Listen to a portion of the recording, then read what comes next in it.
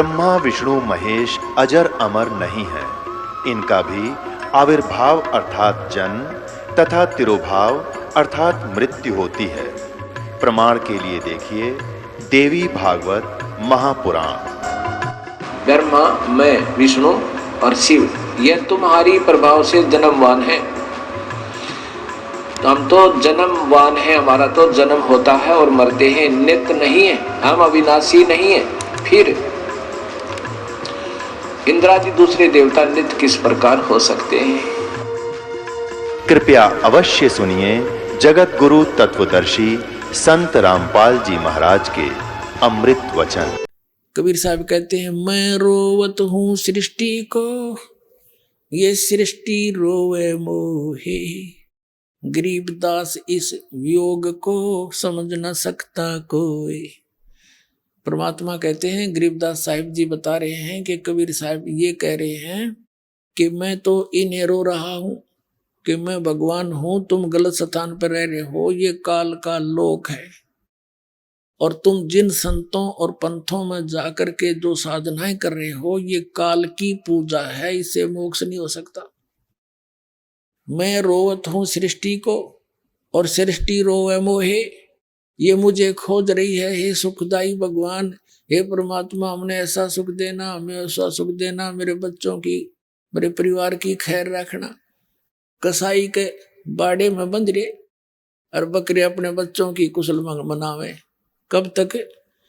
अब दयाल के बाड़े में आ जाओ, बरवाला आश्रम में, और फिर देखो काल निकट आके दिखाइयो।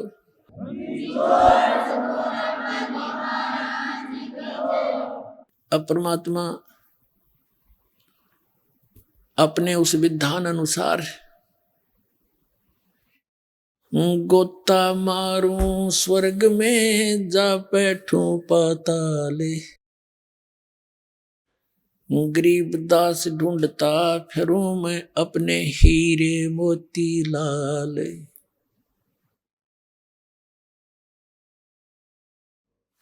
अब उस आधार से आपको थोड़ी सी एक कथा सुनाते हैं। एक धर्मदास नाम के बांधवगढ़ के रहने वाले एक सेठ थे, बहुत बड़े वैश्य कुल में जन्म था। एक रूपदास नाम के एक संत से उनने उपदेश ले रखा था। श्री राम, श्री कृष्ण, श्री विष्णु, श्री शंकर भगवान के कट्टर पुजारी थे। एकादशी का व्रत रखते थे। 65-70 साल की उम्र हो गई थी।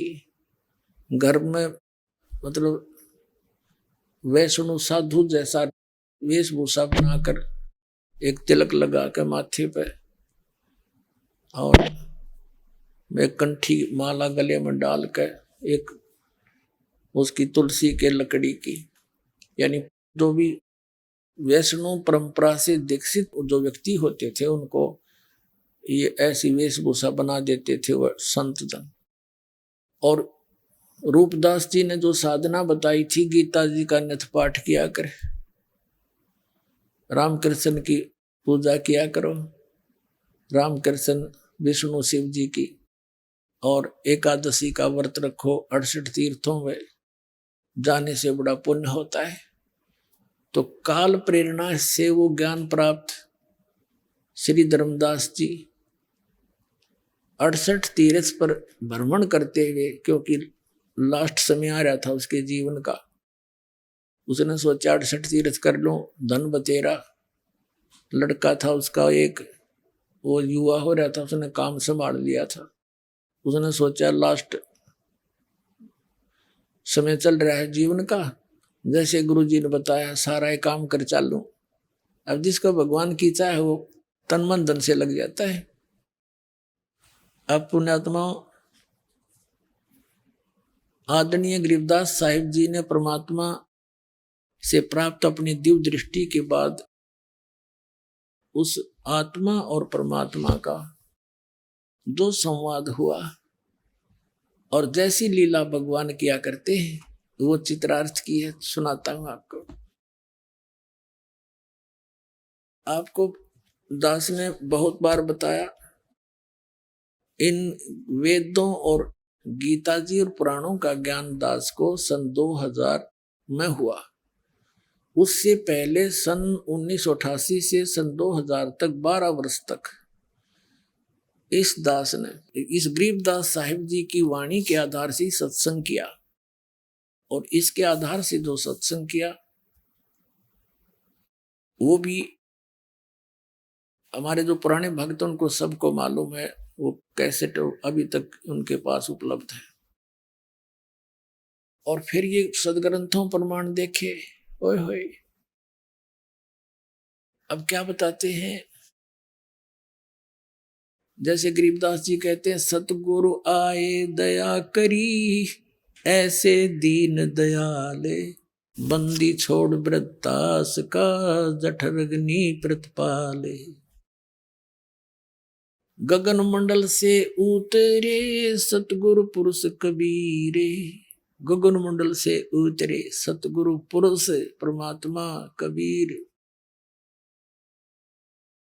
तो वो ऐसे वो भगवान आते हैं, और ये वेदों में प्रमाण दे रखे कि वो परमात्मा सतलोक में रहते हैं, वहां से गति करके आते हैं। जैसे गरीबदास साहिब जी ने कहा है, जाखी वेख कबीर की नानक कीती वा सखा के गल पड़ी इब कौन छुटावेता। अब जैसे नानक साहिब जी ने परमात्मा की झांकी देख कबीर की, कबीर परमेश्वर का सचखंड में सतलोक में वो दृश्य देखे, वहां के सतलोक का और परमात्मा की वहां सारी व्यवस्था का झांकी होता है, नजारा। जैसे 26 जनवरी के ऊपर आप देखते हो या 15 अगस्त पर प्रत्येक स्टेट अपनी अपनी झांकी माने उस स्टेट में किस प्रकार की कल्चर है, वहाँ का क्या कुछ रहन सहन है, क्या उसके अंदर कैसे तीर्थ स्थान है या कोई फैक्ट्री लगाई है, उनके एक बना करके वो मॉडल से, और वो अपने अपना प्रदर्शन करते हैं, उसको झांकी बोलते हैं। ये पंजाब स्टेट की झांकी या हरियाणा राज्य की झांकी आ गई। तो उस झांकी का अर्थ है वो पूरा दृश्य, उसमें क्या कुछ हो रहा है। तो गरीबदास जी कहते हैं, झांकी वेख कबीर की सतलोक में नानक कीती वाह, ओए होए वाह तेरे की वाह, वाह गुरु। ये है वो भगवान सचमुच सही। और कहते हैं अब सिखों ने वाह गुरु पकड़ ली, वाह गुरु। हमने कहा वाह सिखा के गड़ पड़ी कौन छुटावे था। अब नानक साहिब जी ने किस दृष्टिकोण से वह शब्द बोला था, लेकिन उन्हें गुप्त रखना अनिवार्य था, इसलिए वाह का शब्द भी गाया, वाह ऐसा है, वाह सर्वशक्तिमान है। अब वाह तो वो कौन था, वो दानक रूप रहा करतार। तो वहां का जो नजारा है, वो परमात्मा वहां रहते हैं, वहां से गति करके आते हैं। जैसे आपको बताया इन महापुरुषों को वो मिले। तो यहाँ क्या बता रहे हैं, दर्जन दे का रूप शैल वृंदावन कीनी, तहां मिले धर्मदास करत हैं बहुत आदीनी। एक विशेषता होती है, जो भक्त बीज होता है पिछले जन्मों के, जिसके अंदर संग्रह भक्ति होती है, या भक्ति स्टार्ट होने के बाद उसमें कुछ परिवर्तन अवश्य आता है, वो अधीन होता है। जैसे और जब तक अधीन नहीं होगा भगवान, उसमें कुछ भी नहीं होता, व्यर्थ का प्राणी है। जैसे आपने सरसों देखी होगी, सरसम का पौधा, सरसम का जो पौधा होता है, वो जब तक उसकी फलियों में दाने नहीं होते, यानी दाने जो सरसों के दाने जब बनते जाएंगे तो सरसों अपने आप झुकना शुरू कर देगी। और जब कति परिपक्व हो जाएगी, कति ऐसे झुक जाती है न जमीन पर छूने को हो जाती है सरसों, तो उसकी कीमत बनेगी। और जब तक उसमें कीमत नहीं थी, वो फड़ी थी उसका न्यू की न्यू, और वो न्यू खड़ी थी आकड़ी, तो उसमें वो कच्ची कुछ भी नहीं था, उसने खड़बड़े ना तेल। और जो जो उसकी कीमत बनती, उसमें वो बढ़ती गई दाने, और उन दानों की कीमत, उनकी वैल्यू, तो अपने आप वो कमाई, वो धन अपने आप झुका देती है उसको। तो ऐसे ही जिन पुण्यात्माओं में कुछ चाहे तो पूर्व जन्म के हो, या अब भक्ति स्टार्ट करके फिर वो जो का तो सरसों सी पक जाएगी उसकी, तो उसमें आधीनी होती है। आधीनी के पास है पूर्ण ब्रह्म दयाल, मान बड़ाई मारियो बेद बीसर का। अब यहां क्या बताते हैं, दर्जन दे का रूप शैल वृंदावन कीनी, तहां मिले धर्मदास करते हैं बहुत अधीनी। जिंदा महात्मा का रूप बना के, जिंदा महात्मा के रूप में आदरणीय नानक देव साहिब जी को मिले थे, जिंदा महात्मा के रूप में आदरणीय धर्मदास साहिब जी को मिले थे, जिंदा महात्मा के रूप में आदरणीय दादू साहिब जी को, आदरणीय मुल्कदास साहिब जी को, आदरणीय गरीबदास साहिब जी को, इन्हीं जिंदा महात्मा के रूप में मिले थे। आदरणीय गीसा दास साहिब जी को जिंदा महात्मा के रूप में मिले थे। तो ऐसे ही वो परमात्मा आते हैं, अपने जैसे वेदों से प्रमाणित किया अच्छी आत्माओं को मिलते हैं।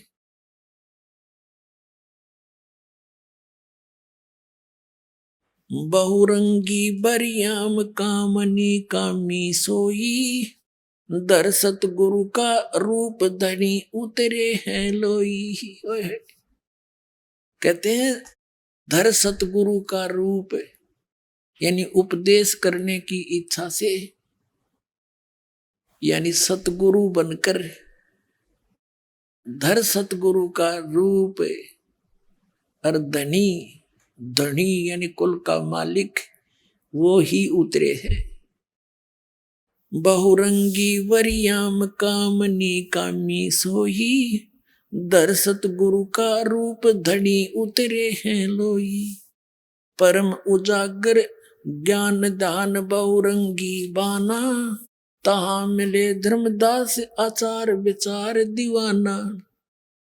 धर्मदास मिला और इस कर्म कांड में दीवाना हो रहा था, उन नकली नामों पे, नकली भगवानों पे दीवाना हो रहा था। धर्मदास जी अपना नित्य कर्म करते थे जो बता रखा था।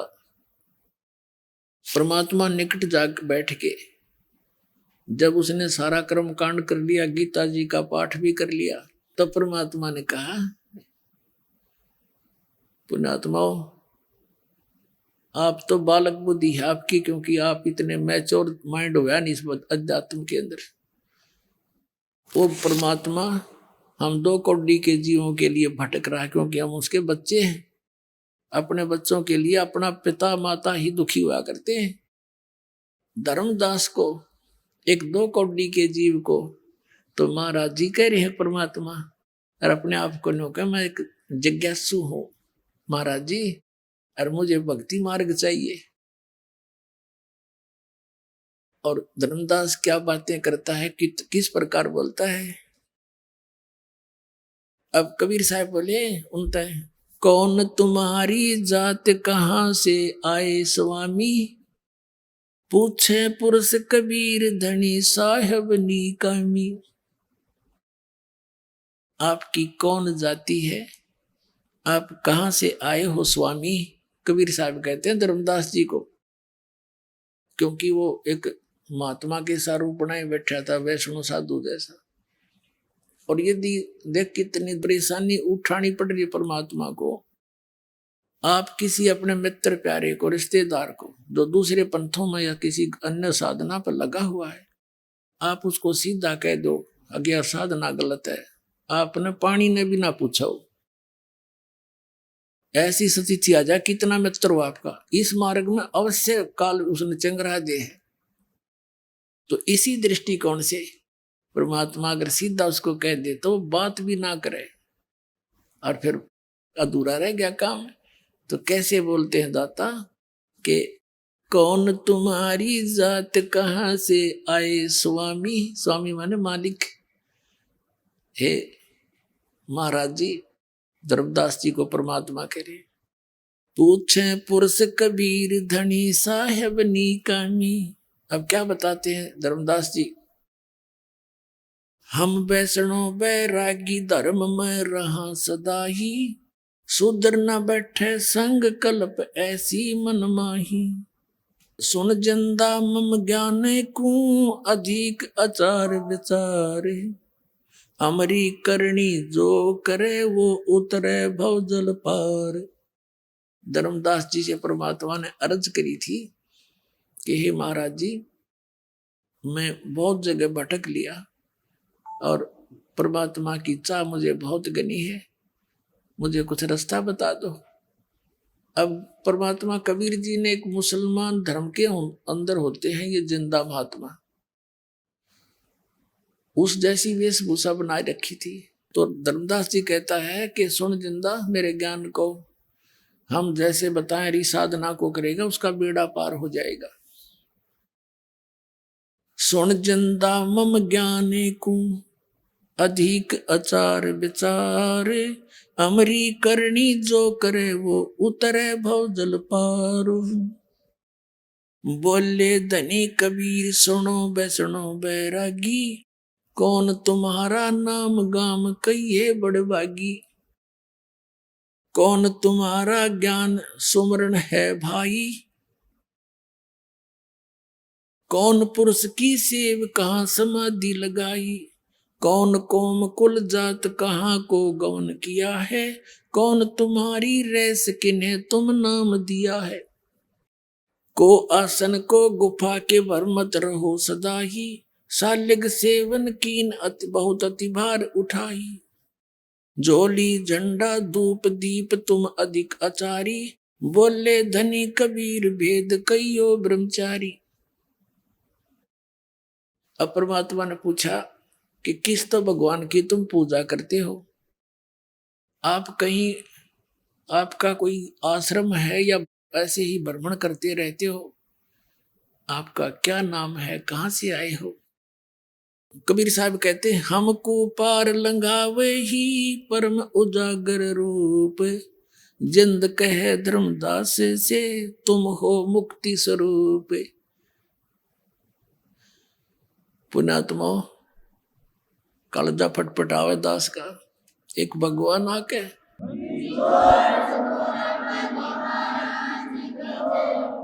हम नालाकों के लिए कितने भटक रहे हैं। एक दो कौड़ी के जीव और सामने भगवान बैठ के न्यू कहे हमको पार लगाइयो, और परम उजागर रूप जिंद कहे धर्मदास से तुम हो मुक्ति स्वरूप। यानी यूं ना कहे तो वो बात नहीं सुने कती कि मेरा बेड़ा पार कर दो। आप तो मन से लागो जैसे आपके पास बहुत बढ़िया ज्ञान है, बहुत अच्छा आपका जो है, मैंने ज्ञान सुना बहुत अच्छा लगा। हम जीवों को इस काल ने कितना दूर कर दिया उस मालिक से, हमारे निकट आने में भी मालिक को कैसे फार्मूले अपनाने पड़ रहे हैं अपने बच्चों के पास आने के लिए, और कैसे फार्मूले अपनाने पड़े ताकि ये मुझे पहचान सके। इतना जुल्म कर रखा है इस काल भगवान।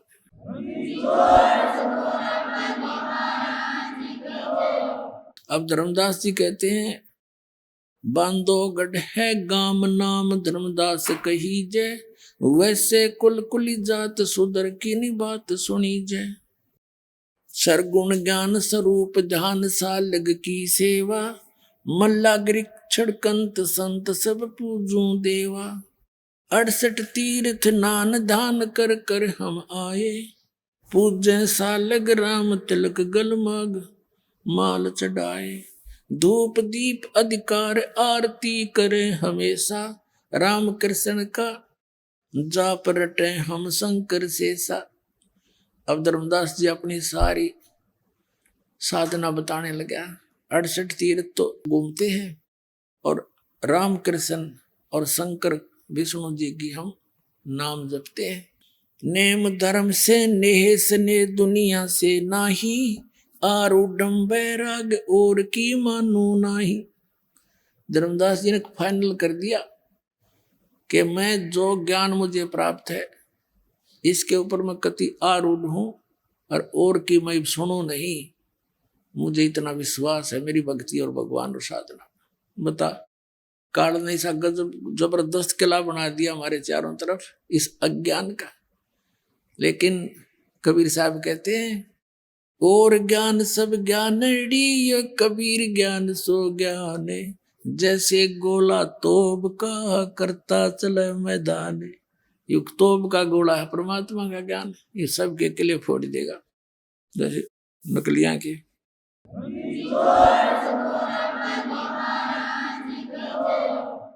अब सुन जन दे मम ज्ञान को वैष्णु रूप हमार 68 तीर्थ हम करें ये चिन्ह सिरजनहार।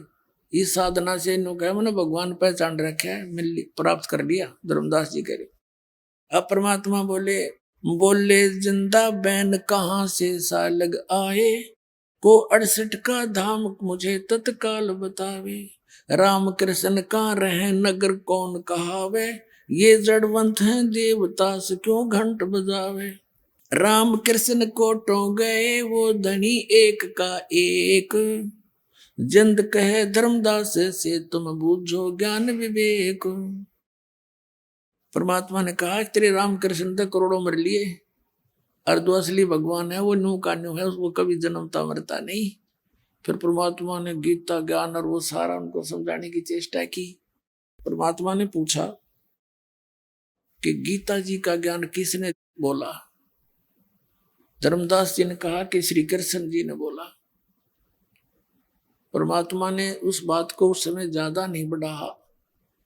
ये परमात्मा उस समय ये कह देते कि कृष्ण जी ने बोला नहीं, यु ज्ञान यु तो काल ने बोला, तो उसको ही वो सुनने को तैयार नहीं होता। तो परमात्मा ने कहा श्री कृष्ण जी कौन है? कहते हैं खुद विष्णु जी थे। अच्छा, विष्णु जी कौन है? सतगुण विष्णु जी, रजगुण ब्रह्मा जी, तमगुण शिव जी, सारी हांबर वाली। जैसे साधना टीवी वालों ने इन शंकराचार्यों से सारी हांबर वाली। रजगुण ब्रह्मा, सतगुण विष्णु, तमगुण शिव जी, खां यही है और तीनों गुण यही हैं। क्या इनकी जन्म मृत्यु होती है? नहीं, तो अजरो अमर है और ये इनकी पूजा बताती है। और फिर दास ने प्रमाण दिखाई दिए। तुम पुराणों को सत्य मानते हो, पुराणों में तो ये नासवान लिख रखे, खाक पड़ा तुम न पुराणों को। तो इनकी धोती सी धो दी। अब ये बोए नहीं जमेंगे, देख लेना थोड़े दिन में।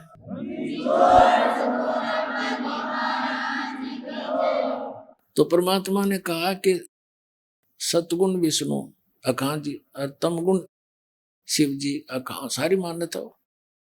तो परमात्मा ने कहा श्री कृष्ण अर्थात विष्णु जी ने गीता का ज्ञान बोल दिया, ठीक है।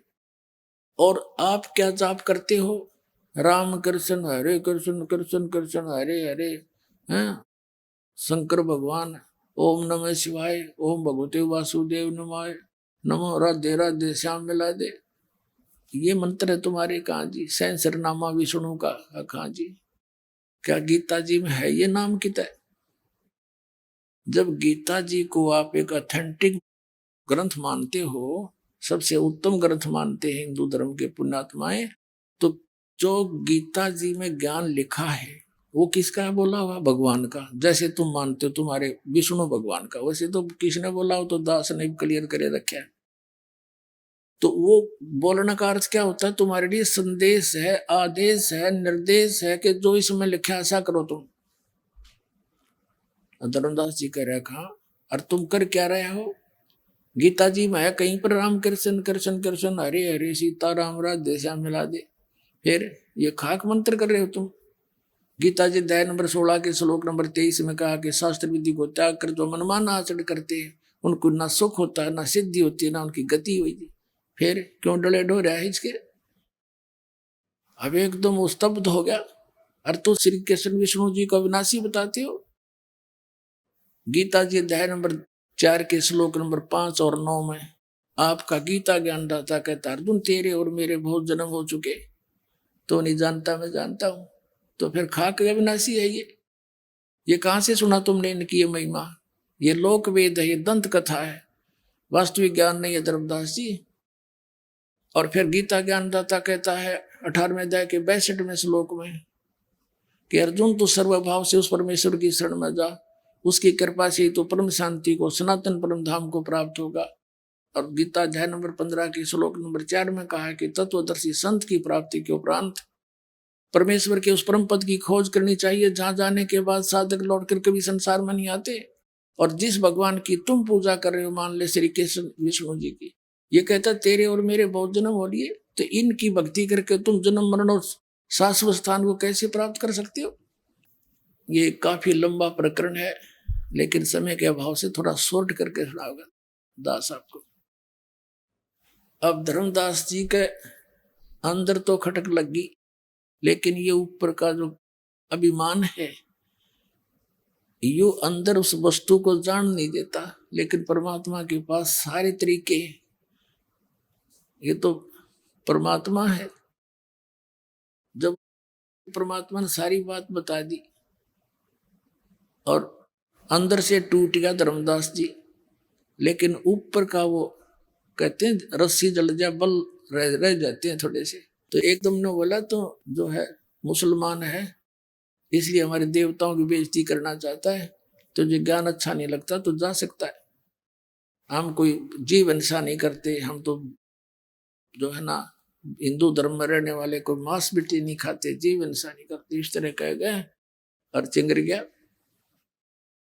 परमात्मा अंतर ध्यान हो गए वहीं से। देख हमारी कैसी बुद्धि, अंतर ध्यान हो गए।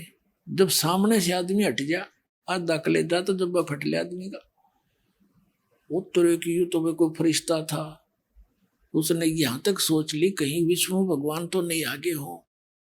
नो कहते हैं भगवान ना जाने किस रूप में आ जाते। अब जो पूजा वो करा करता, साल्यग्राम की पूजा पौधारी गीता गीता का पाठ सारा भूल गया। अगले दिन सुबह उठा और वो पूजा तो भूल गए, कर ही नहीं सकता ये पूजा जब यो ज्ञान हो पास। ये डले कुंड हो है। ये दास पहले हमारा आस्था चैनल पे 5-6 महीने प्रोग्राम चला था।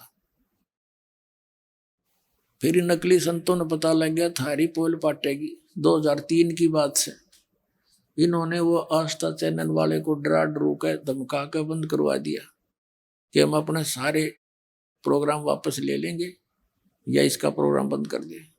ये तो अंडरस्टूड है, जब यूं चलेगा तो वो चलेगा कोई ना उड़े।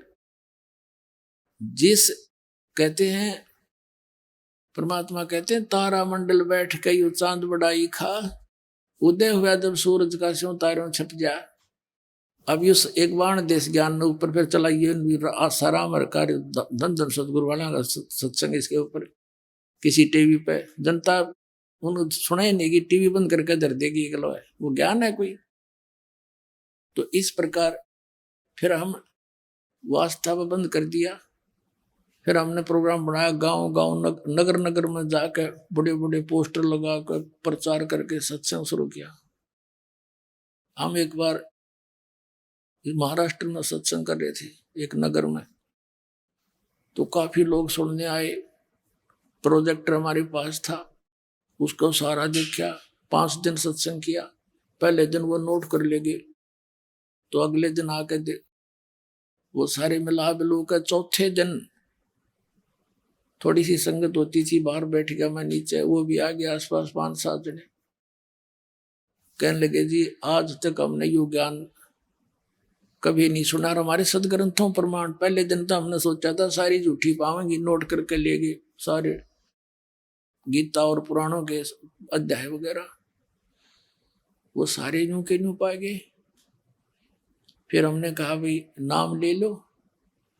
नाम लेने से पहले फिर उनको बताए जाते ये नियम ये नहीं पूजना। उन्होंने बोला जी ये तो फिर नियम कर देते, सख्त हो गए।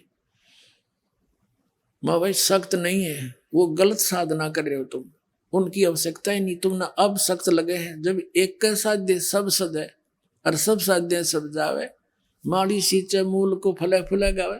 पौधे की जड़ में पानी डाल लेंगे तो टहनी आप पे न प्रफुल्लित हो जाएंगी।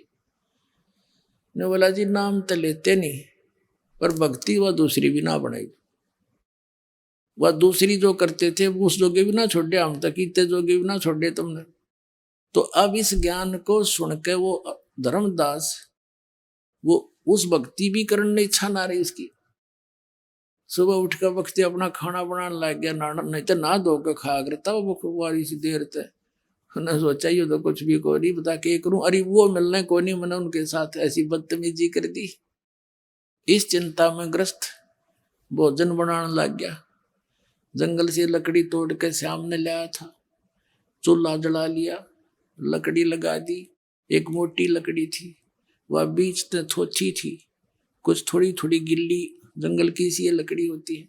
सहयोगी लकड़ी लगा के खाना बनाने लग गया। सुबह सुबह की बात है, लकड़ी जलती जलती चूल्हे से 1 फुट बाहर रहेगी, वह उसके मुंह के सामने आ गई, तब तक रोशनी भी होगी। अब उसने देखा कि चींटियां उसके अंदर, चींटी थी कीड़ी, अंडे मुंह में ले रही, उससे बाहर निकलने की चेष्टा करे। बाहर आवे तो उसके पिछले, लकड़ी के पिछले हिस्से पर तरल पदार्थ उबल रहा, उसके अंदर का ऑयल सा निकलता होता है, पानी सा, वो उबलता है लकड़ी का बाहर पिछली साइड में। आगे से आग जल रही थी तो चटक मटक होकर वह सारी कीड़ी जलन लग रही। बाहर निकले तो उस उबलते हुए तेल से पर उस पर जल जा, आगे अग्नि फूक रही। धर्मदास एकदम स्तब्ध हो गया, क्योंकि पुण्यात्मा थी। इतना पाप है भगवान, इतनी लंबी लकड़ी थी और इसमें तो करोड़ों चींटी जल गई होगी। और उसी समय पानी डाल उनको बुझा, एक तरफ डाल दी। उसने सोचा रोटी में खाऊं नहीं भोजन आज, इसको किसी साधु संत ने खवा दूंगा, मेरा पाप कम हो जाएगा। इस उद्देश्य से सारे भोजन ने लेके और धर्मदास जी चल पड़े साधु की तलाश में। अब परमात्मा पहले दिन तो जिंदा महात्मा के रूप में थे, काले काले कपड़े से आगे जिंदा महात्मा के। अगले दिन ये हिंदुओं वाले संतान जैसे लाल लाल से कपड़े बैठ गए रूप बना के वृक्ष के नीचे। धर्मदास जी की दृष्टि गई, उस साधु संत के आगे सारा भोजन रख दिया और कहा महाराज भोजन खा लो। परमात्मा बोले दर्दे धर्मदास भूख लगी है। फिर उसने ध्यान से देखा कि महात्मा जी तुझे कैसे जानता है, लेकिन उस दिन चेहरा पहचान में नहीं आ रहा था, मालिक ने रूप बदल रखा था। धर्मदास जी ने सोचा मैं भंडारे धर्म करता रहता हूँ, साधु संत आया होगा कभी पहचान दिया होगा मैं। उसने रख दी भोजन। परमात्मा के पास एक करमंडल रखा था, लोटा जल का भरा हुआ, और पानी लिया मुट्ठी में और ऐसे मंत्र सा बोल के और सारे भोजन पर छींटे मार दिए। छींटे मारते ही वो सारे भोजन की चींटी बन गई, काली काली चींटी मुंह में अंडे लेकर पूरी थाली काली होगी और बाहर निकलने की चेष्टा करने लगी। जब परमात्मा उसी रूप में बैठ गए, जिंदा वाले महात्मा के रूप में जो पहले दिन वार्ता की थी। जब धर्मदास जी ने देखा तो वही महात्मा है। परमात्मा बोले रे धर्मदास जी कल क्या कह रहे थे आप, उस दिन क्या कह रहे थे कि हम जीव हिंसा नहीं करते, तेरे से तो कसाई भी अच्छा, और ये पाप का भोजन तो मुझे खिलाने अल्लाह था। चरणों में गिर गया, पैर पकड़ कर रोआ बुरी तरह।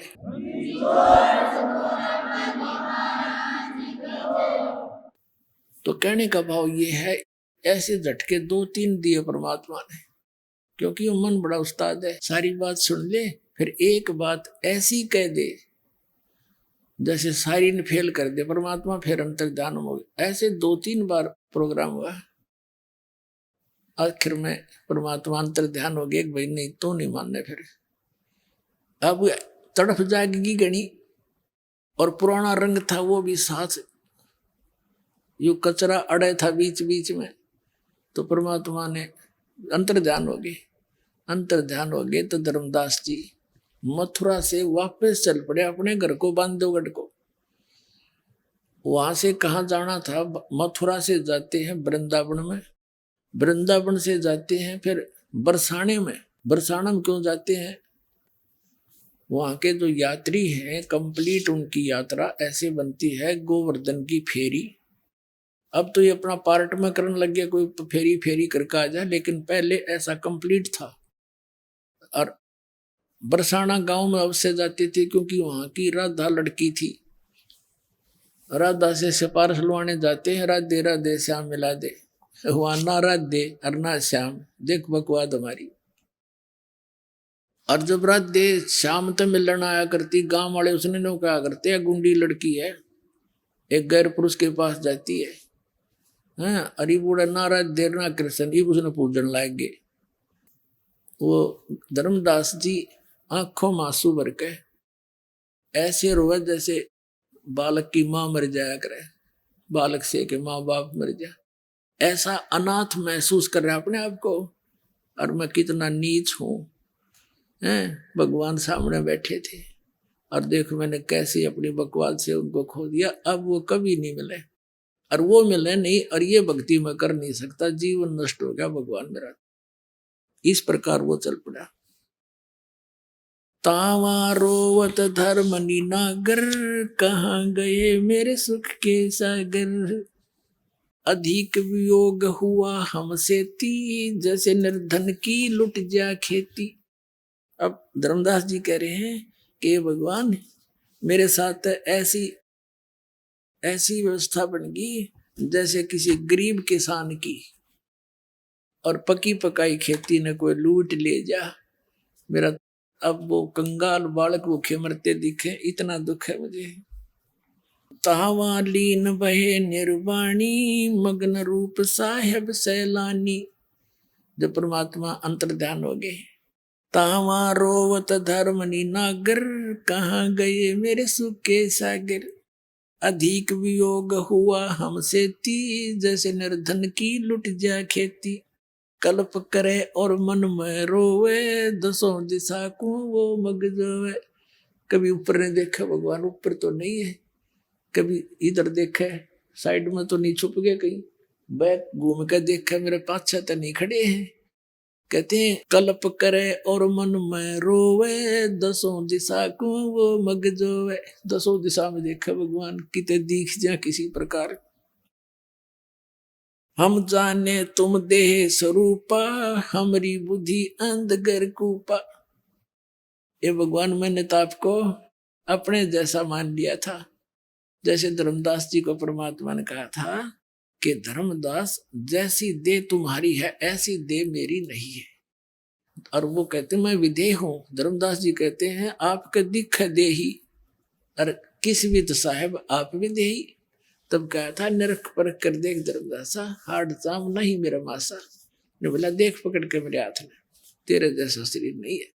हम कितने अंधे हो गए, हमने भगवान निराकार मान रखा, परमात्मा साकार, इसलिए हमारी बुद्धि कैच ना कर पाई कि तो साधु संत होंगे, भगवान तो निराकार है। तो भगवान ने सारे प्रमाण दिए। जब धर्मदास का विश्वास जब दृढ़ हुआ, जब आंखों सतलोक में देख लिया, हम जाने तुम देह स्वरूपा, हमारी बुद्धि अंधगर कूपा।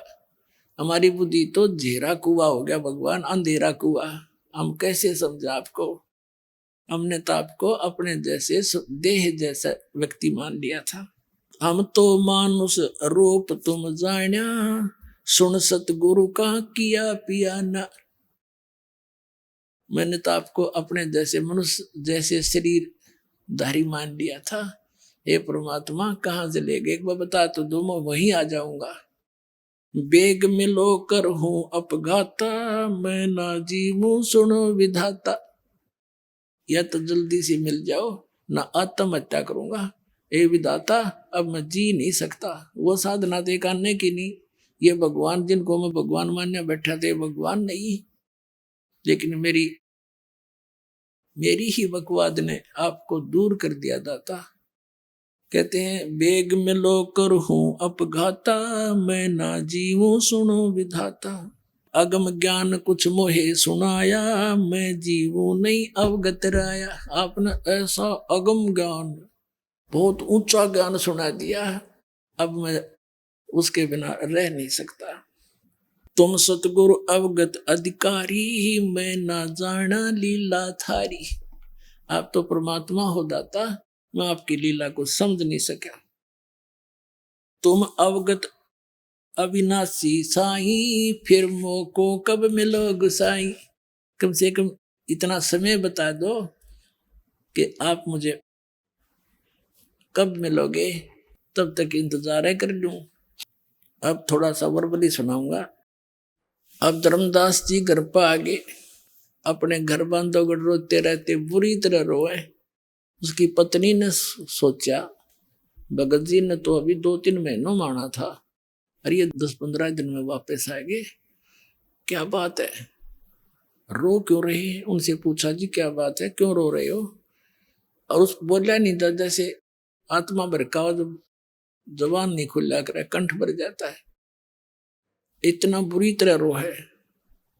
काफी देर अपनी मकान में कमरे में आके मुंदा गिर के नुकती मुंह के बड़ गिर के अन्नो रोज जैसे बालक बिलख्या करे।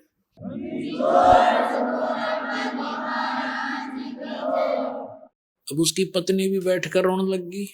कोई घनी खराब घटना घट गई भगत के साथ है। तो उसने अपने आप में मन में सोचा, आमिनी नाम था उसकी पत्नी का। उसने सोचा कि भगत जी का किसी ने कोई रास्ते का खर्चे के जो पैसे ले गया था दान धर्म के, वो किसी ने चुरा लिए और ये इसलिए वापस आ गया। ये धर्म कर्म का पक्का आदमी है, उसकी काली मान गया। और मैं भी थोड़ी कंजूस हूं क्योंकि वो थोड़ी सी इस टाइप की थी। धर्मदास जी थे खुले हाथ के, धर्म करा करते थे। 10 रुपए लगाने होते तो 50 ला दिया करता। रिया नो क्या करती जी, धर्म भी हिसाब का होया करे, बालक भी पढ़ने हैं। जबकि धन का अंत नहीं था, इनका इतना धन था, पर कंजूस स्वभाव हमारा तो है ही अधिक, ऐसा है। तो उसने सोचा कदे ये इसलिए रो रहा हो, अभी मैं पैसे दोबारा मांगूंगा तो यार नाक चढ़ावेगी,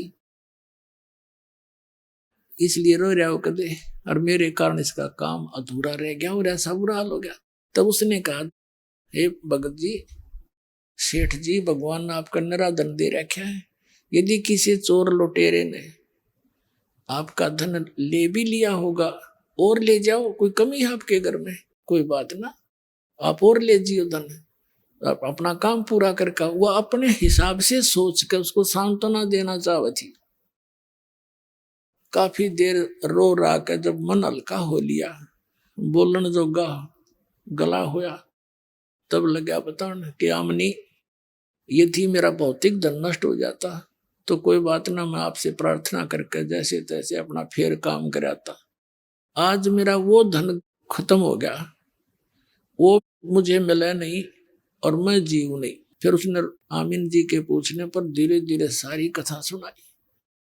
तब आमिनी जी कहने लगी, आप बिजनेसमैन होके, बनिए होके और सौदा चूक गए। तो धर्मदास कहने लगा कि पहली बार गलती हुई है मेरे से यार, नहीं तो पहले तो जैसे कोई भी साधु संत आ गया उससे के चरण पकड़ने, दान देना, जो वो कहे वही सुन लेना, जहां कोई भी बता दे। पहले इस ज्ञान से पहले आप जहां भी गए हो, जिसने जो बता दिया वो सारी सच्ची मानी। और जब से ये ज्ञान आपके सामने किसी ने रखा, एकदम यू मन अड़ियल घोड़ा हो जाए, 100 ऑब्जेक्शन पैदा करेगा, ऐसे कैसे ऐसे कैसे। और पहले सारे अटपट सुन रहे, वो कैसे, वो काल प्रेरणा थी। और यहाँ काल का बैक लगे है गेर, तो यहाँ थोड़ी सी देर यू अटपट करे है, लेकिन इसका आगे के बसाओ भगवान के आगे इसकी। तो सारा कम बताने पर वो कहने लगा, जी पहली बार धोखा खाया मैंने, इसीलिए तो रो रहा हूं मैं। पहले तो सबकी मान्या करता और उनकी सारी बात सच्ची, और 2-3 बार मेरे साथ घटना घटी, फिर भी मेरा बुद्धिमान है। अब आमनी देवी कहने लगी, इतना निर्मल ज्ञान है, आप बताओ मेरे असर हो गया इस बात का। उनसे सुना हुआ और उनसे मुंह से सुना होगा, आपका तो पत्थर के सारदे हो गया। फिर तो आपका असर नहीं हुआ, नुबला असर तो हुआ था, पर बेरानी की बीमारी थी मेरे, फिर उक चुक हो जाती, कोई बात ऐसी निकल गई मेरे मुंह से, वो चले गए। अब वो मिला नहीं, मैं जीव को नहीं। आमनी देवी बोली, देख रामकृष्ण कुंड से अपने रिश्तेदार थे, इनकी कथा सुनी, इनकी महिमा सुनी थी तो इनको पूजा थे। और जब भगवान मिलन लग रहे, सारी बात साची, सब गीता में साची बताओ आप, पुराणों की सारी कहानी। कहने का भाव ये है, 6 महीने बीत गए।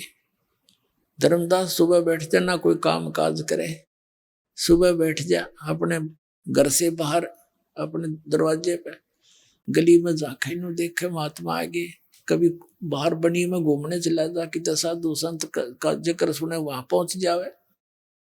एक संत आ गया, बाहर बैठ गया गांव से बाहर, उसका बहुत चर्चा हुई, बड़े पहुंचे हुए महात्मा आ रहे हैं, नगर के लोग जान लगे।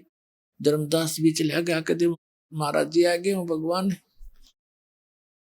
अब वहां जाकर साधु से प्रश्न किया कि महाराज जी, ब्रह्मा विष्णु महेश के माता पिता कौन है? अब वो कहने लगा, नहीं ये तो अजरो अमर है, ये तो अजन्मा है, इनके कोई माता पिता नहीं है, ये है वो है।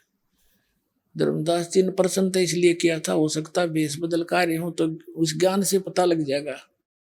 तो लग गया जब वो पुरानी बकवाद करने, उठ कर चाल पड़ा बोला है रोंग नंबर हो गया थे। वो को नहीं, वो संत नहीं है, वो तो ये ज्ञान बोल रहे नहीं। इस प्रकार उसके 6 महीने रोते रोते पतला सा हो गया, सूख के। आमनी ने सोचा यू मरेगा, बताइयो बहुत बुढ़ी बड़ी भगवान मारे गेलते हैं। परमात्मा ने प्रेरणा दी आमनी देवी में। उसने पूछा अपने पति से, धर्मदास जी से, कि भगत जी कोई वार्ता हुई हो, कोई कारण बताया हो, कहाँ मिलते हैं, कहाँ रहते हैं, कैसे मिलेंगे वो? आपकी हालत मेरे से देखी नहीं जाती। तब धर्मदास को याद आया कि भगवान ये कहते हैं जहां भी कोई धर्म भंडारे धार्मिक यज्ञ मेरे नाम से होते हैं वहां मैं अवश्य पहुंचता हूं धर्मदास। ना तो यू काल न अच्छे कर्म न होना को नहीं दे, कहीं पर भी आग लगवा दे, ये सर नालायक है, क्योंकि ये तो चाहता है ये भक्तिहीन हो जा, और मैं वहां पहुंच जाता हूं। जैसे आपने ऋग्वेद के अंदर देखा कि वो भगवान हमारे धार्मिक युगों में बिजली जैसी गति से एक क्षण में वहां पहुंच जाता है। और स्वयं सूक्ष्म वेद में परमात्मा कहते हैं जा जन की महिमा सुनु ताम गौन करंत, और वो तो नगर अमान है जहां मेरे प्यारे संत। आमनी ने कहा फिर तू एक धर्म यज्ञ कर ले और सारा बुनियादी करवा दे, सब जगह संदेशे भिजवा दे साधु संतों के पास। आमनी ने एक दिन का कहा, हमने 3 दिन का रख दिया भंडारा।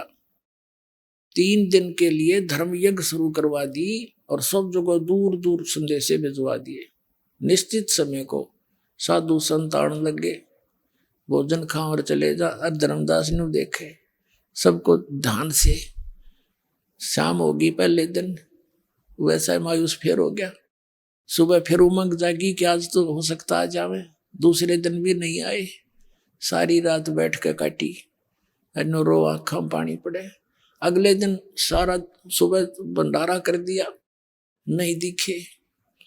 आफ्टरनून होगी, दोपहर के बाद मन में फाइनल फैसला कर लिया, यदि परमात्मा आज नहीं आए तो आपका दास संसार में नहीं रहेगा, ये रोज का संकट मेरे पे झेला नहीं जाएगा, ये भंडारा खत्म होते ही आत्महत्या करूंगा। बस फाइनल कर लिया उसने।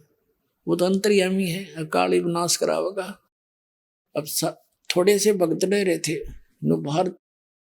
बाहर गली में अलग सा स्थान था उसका, एक बहुत सुंदर, उसमें बाग बोग सा था, वहां भंडारा कर रखा था। एक कदम का पेड़ था वहां पर, वहां से 100 फुट की दूरी पर जहां वो भंडारा उसका चल रहा था, उस कदम के पेड़ के नीचे परमात्मा उसी जिंदा वाले महात्मा का रूप बना के विराजमान हो गए। धर्मदास जी देख रहा था, इधर उधर दृष्टि गई कि वो कौन बैठा है। जाकर देखा, ओए होए होए, ऐसे चपट गए जैसे माँ का बालक चपट जाया करे, कदीप का छोड़ जा मनया।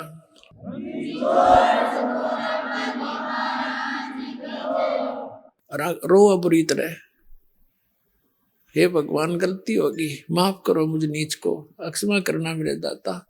अब के जो तुम कहोगे सारी मानूंगा, आप घर पे चलो मालिक।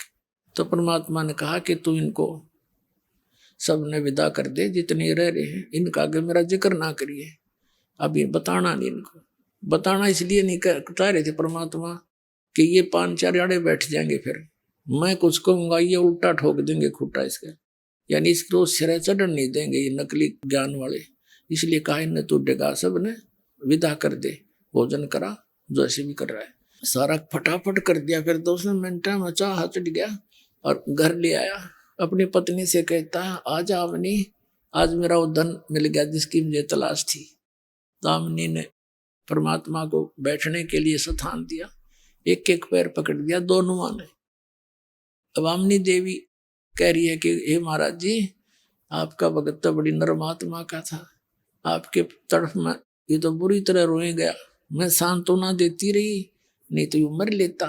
हे भगवान, इतना दुखी नहीं करना चाहिए था अपना आपका बच्चा, ये होगी थी गलती बच्चे पे। परमात्मा ने कहा आमनी देवी बेटी इसका लोहा गर्म कराया मैंने। जैसे पहले मैंने बहुत कुछ समझा लिया पर इसके अंदर काल विद्यमान था, अब इतना गर्म कर दिया। जैसे लोहे को गर्म पूरा गर्म कर दिया जाओ फिर उसको चोट लगाई जाए तो जो कारीगर चाहता वो बना करे, और ठंडे लोहे का कितनी घण मार ले उसका कुछ नहीं बनता। अब इसका लोहा गर्म करा बेटी, मैं साथ था इसके, मरण दूं था नो मैं इसको। तब उन्हें तो ये वकील बन रहा था इस काल का, इसलिए आज यो सारी सुनेगा मेरी। धर्मदास जी बोला जी कति सारी सुनूंगा, सारा ज्ञान फिर बताया मालिक ने। फिर लास्ट में ये क्या कहता है, हे महाराज जी आपकी सारी बात सच्ची, एक बार वो आज तक किसी ने बताया नहीं, वो लोग दिखाई दो सतलोक आप जहाँ रहते हो, फिर तो मैं कति पक्का मान जाऊंगा। देख तेरा गजब भैया, हमारी सी बुद्धि हरी है।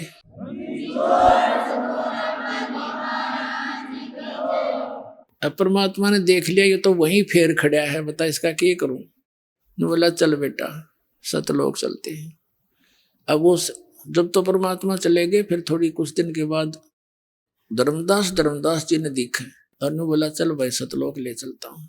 वह शरीर तो वहीं छोड़ दिया, ऊपर लेकर गए।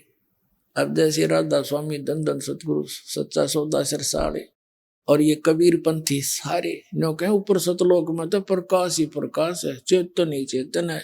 आइए अब हम उन श्रद्धालुओं के अनुभव जानते हैं जो जगत गुरु तत्वदर्शी संत रामपाल जी महाराज जी से दीक्षा प्राप्त कर चुके हैं तथा उनके द्वारा बताए गए भक्ति मार्ग पर चल रहे हैं। नमस्कार सर। नमस्कार सर। सर क्या नाम है आपका? सर मेरा नाम अरविंद कुमार आर्या है। अरविंद जी आप कहाँ से हैं? मैं उत्तराखंड बागेश्वर से हूँ। अरविंद जी संत रामपाल जी महाराज से नाम दीक्षा आपने कब ली? संत रामपाल जी महाराज जी से नाम दीक्षा 11 फरवरी 2018 में ली। अरविंद जी आपने क्या क्या भक्ति साधनाएं की हैं, कृपया हमारे दर्शकों को बताएं। सर मैं जैसे हमारे घर वाले सब करते देवी देवता की वैसे ही करते थे, उसके अलावा एक गुरु भी बना रखा था हमने। गुरु का दीपक भाई थे निरुमा, ये गुजरात के थे। उनसे नाम लेने के बाद मैं 2-3 साल उनकी भक्ति भी की, हमारी मम्मी ने भी की। मम्मी हमारी माता जी भी जुड़ी थी।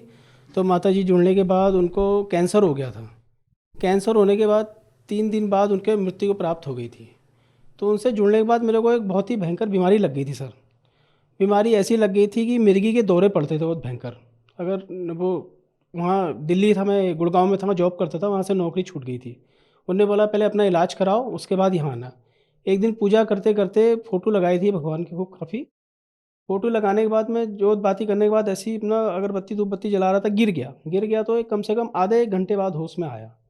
होश में आने के बाद मैंने कहा चलिए कोई बात नहीं, कोई ऐसी गलती होगी जो ऐसा तबीयत ख़राब होगी। फिर वहाँ से नौकरी छोड़ के मैं अपने यहीं आ गया था, बागेश्वर आ गया था। बागेश्वर आने के बाद ऐसे ही अपना मजदूरी करते थे। मजदूरी करने के बाद अपने जैसे भी है अपना गुजारा करते थे। संत रामपाल जी महाराज जी के एक शिष्य मिले, तो उनके पास पुस्तक थी ज्ञान गंगा।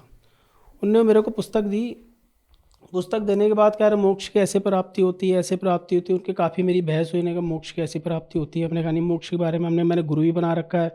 हम वहाँ आश्रम में भी जाते तो हमारे वहाँ चाय के 5 रुपये लिए जाते थे। एक चाय पीते तो 5 रुपये लगते थे, और भंडारा करते तो 25 रुपये खाने के लेते थे। और उसके अलावा वहाँ जितने दिन रहेंगे उसके और मतलब खाने पीने के सारे पैसे लेते थे सर। लेकिन उससे कोई लाभ नहीं हुआ, मेरे को काफ़ी बीमारी रहा। तो पुस्तक में जो ज्ञान गंगा था उसमें सब लिखा हुआ था, गुरुजी ने बता रखा था। संत रामपाल जी महाराज जी ने बताया था कि आप ऐसे ऐसे भक्ति करो, ऐसे आपको फ़ायदा होगा, ऐसा फ़ायदा होगा। तो भगत से भाई काफ़ी बहस हुई। बहस होने का उन्होंने कहा कि आप मेरे साथ चलो, एक बार आप गुरुजी से नाम दीक्षा ले लो संत रामपाल जी महाराज जी से, आपकी बीमारी सही हो जाएगी। हमारे घर वाले कहने लगे तुम किसकी भक्ति कर रहे हो, क्या कर रहे हो। ये घर वाले बहुत जोर में आए। जोर में आने के बाद फिर एक जो हमारे यहाँ जागर होता है, भूत को भगाने वाला, एक भूत भगाने वाला भी आया। उसने कहा तुम्हारी दिल्ली की चुड़ैल लग रखी है, ये आप इसको एक मुर्गा खिलाओ, मुर्गा चढ़ाओ, तब जाके सही होगी करके। तो घर वालों ने ठीक है, मुर्गा भी चढ़ाया हमने। गुरु जी संत रामपाल जी महाराज जी से नाम दीक्षा लेने से पहले मुर्गा एक को दिया, मुर्गा भी चढ़ाया। उसके बाद हमने सही हो जाएगा, उससे भी सही नहीं हुआ। मैं दवाई खाता था सर जी 2 टाइम की, सुबह शाम। वो दवाई खाऊंगा तो मैं चल पाता था, नहीं तो मेरे को मिर्गी के दौरे पड़ते थे। आप ये देखिए मेरे दांत टूटा हो गए, ये दांत टूट रखा है, और यहाँ पे टाँके लगे थे 3-4 के, दिख रहे होंगे सर जी आपको। ये फिर मैंने घरवाली से कहा 8 दिन हो गए तुम लोग, मैं जब घर से बाहर निकलता था दवाई मेरे को देते थे, दवाई खाओ फिर जाओ हैं। अब 8 दिन हो गए तुम लोग ने एक बार मेरे को दवाई दी है, तो घरवाली भी थोड़ी देर सोच में पड़ गई कि हाँ 8 दिन हो गए इसको आज तक दवाई नहीं खाई, नहीं तो 1 दिन 2 दिन अगर दवाई ना खाए इसको दौरे पड़ जाते थे, कहीं काम में भी नहीं जाता था। घर की स्थिति इतनी ख़राब थी, घर की टीन वाला छत था हमारा था, सड़ गया एकदम, टीन गल गई थी, दीवार भी गिरने वाली हो रही थी। उसके बाद गुरुजी की दया से आज परमात्मा की ऐसी दया है, संत रामपाल जी महाराज जी के बढ़िया सीमेंटेड 2 कमरे हैं। और उसके अलावा एक फ़ायदा और बताना चाहता हूँ, गुरुजी से जुड़ने से पहले 2 लड़की हुई थी। एक लड़की हुई वो 6 महीने में मृत्यु को प्राप्त हो गई, दूसरी लड़की हुई वो 1 महीने में मृत्यु को प्राप्त हो गई। फिर हमने कोई बात नहीं, परमात्मा की शरण से जुड़ने के बाद मेरी तीसरी लड़की हुई, परमात्मा की दया से उसकी इतनी हड्डी बाहर थी पीछे की सर की, उसको हम सुलाते थे तो ऐसे सुलाते थे, ऐसे नहीं सुलाते थे हमने। तो किसी ने बताया इसको पीलिया हो गया है, पीलिया झाड़ने जाना पड़ेगा। तो हमने कहा हम झाड़ाते, हमारे गुरुजी ने मना कर रखा है झाड़ फूँक करने के लिए। तो मेरी जो घरवाली थी, मेरी घरवाली नहीं मानी, वो ले गई झाड़ फूँक कराने वाले के यहाँ। तो उसने कहा इसको कुछ नहीं है, आप इसको ले जा सकते हो, कोई पीलिया वगैरह नहीं है, मगर उसको सोने में दिक्कत होती थी, हड्डी उसकी बाहर थी। तो हमने कोई बात नहीं, गुरुजी से हम संत रामपाल जी महाराज जी से दंडवत प्रणाम करके डेली प्रार्थना करता था, गुरुजी आप ही हो जो हो, आपने इतनी बड़ी भयंकर बीमारी सही की, आप ही सब सही करोगे। तो गुरुजी की, संत रामपाल जी महाराज जी की दया से मेरी लड़की की हड्डी भी सही हो गई, आज सही सलामत है परमात्मा की दया से। सर, क्या आप संत रामपाल जी महाराज से नाम दीक्षा लेने से पहले नशा भी किया करते थे? मैं आपको बताना चाहता हूँ कि मैं बहुत दारू पीता था, इतनी दारू पीता था कि हमारे चल नहीं पाता। बस सुबह हुई, दोस्त यार मिले, उन्होंने कहा दारू पियो, बीड़ी सिगरेट भी पीता था। मैं आपको दिखाना चाहता हूँ, मेरे हाथ में घाव भी है। ये ड्रिंक करने के बाद ये अपने देखिए, ये दिख रहा होगा, सिगरेट पीता था, इसी में बुझा भी देता था। काफ़ी दारू दिख रहे होंगे आपको निशान है। परमात्मा की दया से बाद में पता चला कि बीड़ी सिगरेट पीना क्या होता है। ड्रिंक हम मतलब ये लगा लीजिए सर जी की दोस्त यार जो भी आएगा कि वो उस समय मजदूरी वगैरह करते थे, जो भी कमाया बस सुबह से चालू हो जाते दारू पीना। घर में गए, झगड़ा किया, फिसाद किया, अपना घर वाले भी बहुत परेशान रहते थे कि हाँ ये तो शराबी पीते रहता है, अच्छे काम है ही नहीं, बीमार भी है उसके बाद भी हैं। तो घर वालों के बहुत कोशिश की दारू छुड़ाने के लिए, उन्होंने कहा दारू छोड़ ले। काफ़ी जगह के, जिस गुरु को बनाया था तो उससे तो वहाँ जुड़ने के बाद तो बीमारी लग गई थी सर जी मेरे को, उससे पहले बीमारी भी नहीं थी, पर दौरे पड़ने लग जाते थे। अच्छी नौकरी थी, नौकरी छूट गई, घर में ऐसे ही रहता था, खाली बैठे रहता था। पर संत रामपाल जी महाराज जी का शिष्य मिला था तो वो ले गया था, मैं नाम दीक्षा केंद्र से नाम दीक्षा ली। आज मेरे को 2018 से जुड़े हुए एक बार भी एक दौरा भी नहीं आ रखा है। परमात्मा की दया से दवाई छूट गई, दारू छूट गई, जो नशा था सब दूर हो गया। सर, संत रामपाल जी महाराज से नाम दीक्षा लेने के बाद आपको बहुत सारे लाभ मिले, जैसे कि आपने बताया कि आप बहुत ज्यादा नशा करते थे और नशा नहीं छोड़ पा रहे थे। तो लाखों दर्शक जो आज आपको टीवी पर देख रहे हैं, और बहुत सारे ऐसे लोग हैं जो नशा करते हैं, नशा नहीं छोड़ पा रहे हैं, नशा एक बहुत ज्यादा गंभीर समस्या बनता चला जा रहा है, तो उनके लिए आप क्या कहना चाहेंगे? सर मैं तो प्रार्थना कर सकता हूँ बस कि आप जो हैं, संत रामपाल जी महाराज जी का सत्संग आता है टीवी पे, उसमें आप सत्संग देखिए, गुरुजी आपको सद्भक्ति बताएंगे। आदमी भक्ति करता है किस लिए कि उसका नशा छूटे, उसके दुख तकलीफ दूर होए हैं। उसके बाद भी अब भक्ति कर रहा है, दुख भी दूर, शराब भी पी रहा है, दुख भी है, तकलीफ भी है, सोच रहा है भगवान सब सुख दे रहा है। लेकिन आप एक बार सदगुरु रामपाल जी महाराज जी का सत्संग आता है टीवी पे, उस पर आप सत्संग देखिए। और पुस्तकें हैं उनकी, जीने की राह, ज्ञान गंगा, गीता तेरा ज्ञान अमृत, पुस्तक मंगाइए, ऑनलाइन भी आ जाती है। उसके अलावा आप ये टीवी में सत्संग आता है गुरु जी का, उसमें फट्टी चलती है, उसमें नंबर लिखा होता है, फ़ोन नंबर, नामदान केंद्र के पता करके नाम दीक्षा ले सकते हैं। धन्यवाद सर। सत साहिब।